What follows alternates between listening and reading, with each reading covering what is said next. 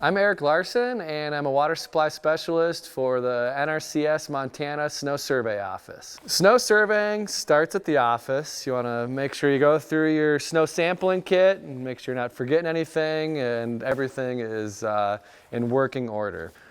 First component with a snow sampling kit are the snow tubes. So snow tubes come in 30-inch sections. They're aluminum, nice and lightweight, about 1.5 inches in diameter. The bottom section has a cutter bit on it, so before going to the field, you want to make sure your cutter bit is in good condition, nice and sharp. There are ways to sharpen it if you need to. That generally falls within the realm or the duties of the snow survey office. So if you do need it sharpened, just call your local office. There are multiple sections within or for snow survey tubes. You have, in this kit, we've got 3, total of 6. At a minimum, you want to have 3 tubes, just so you're getting that weight on the scale, extending the scale to a certain range. Other older style tubes have finer threads on them. These tubes, as you can see, have coarse threads. Just different varieties, both are good.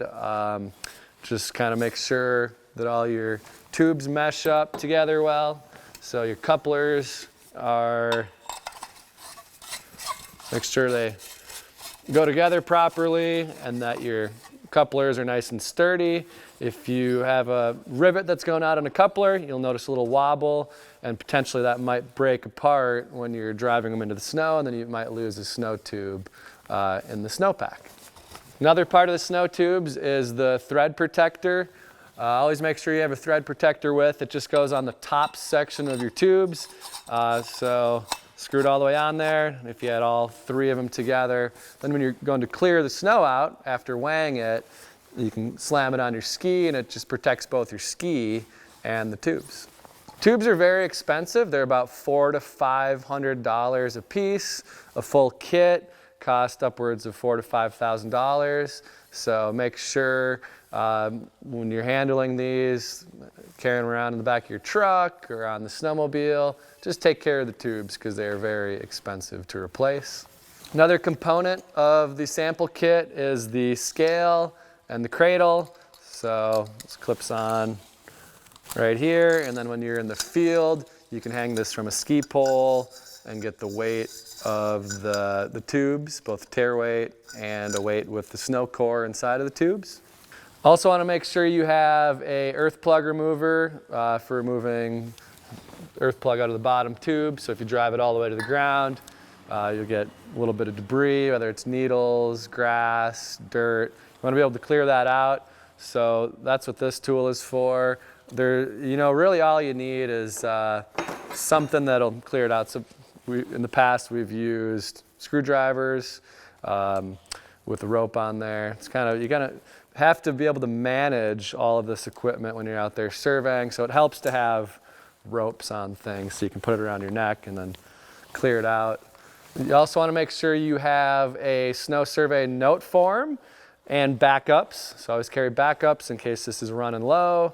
It's easiest to have the note form inside of a clipboard, and then you also want a calculator too, just for the ease of doing math. If you don't have a calculator with, you can use your phone, of course.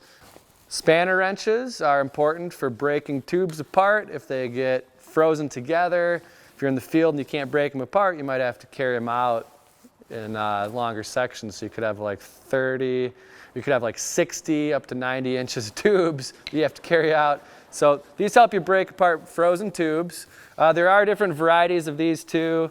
Essentially, there's holes drilled in the tubes so you can put them through the holes and it gives you leverage to break them apart. These are some older styles of spanner wrenches, a little more tricky to use. You got to figure out which way they go, break them apart. And just another variety of spanner wrench right here, same concept.